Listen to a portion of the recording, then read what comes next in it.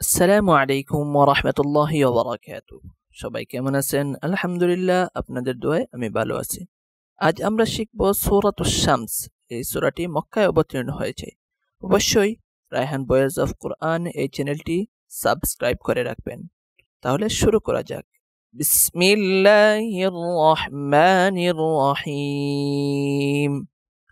ওয়াশ শামসি ওয়া দুহাহা والقمر إذا تلاها والنهار إذا جلاها والليل إذا يغشاها والسماء وما بناها والأرض وما طحاها ونفس وما سواها فألهمها فجورها وتقواها قد أفلح من زكاها وقد خاب من دساها كذبت ثمود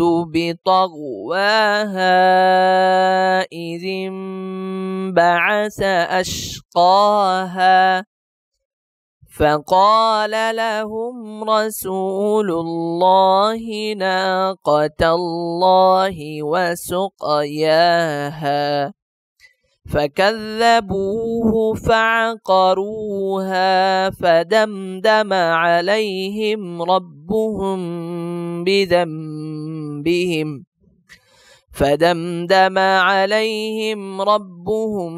بذنبهم فسواها ولا يخاف عقباها। এই সূরা পড়ার মধ্যে অনেক মজা রয়েছে। সব শেষে, আয়াতের সব শেষেই রয়েছে হা হা, এরকম রয়েছে। এক আলিফ লম্বা করে পড়বেন, চেষ্টা করবেন, পড়তেই হবে, কেননা হা আলিফ জবর হা, এক আলিফ লম্বা করে পড়তে হবে।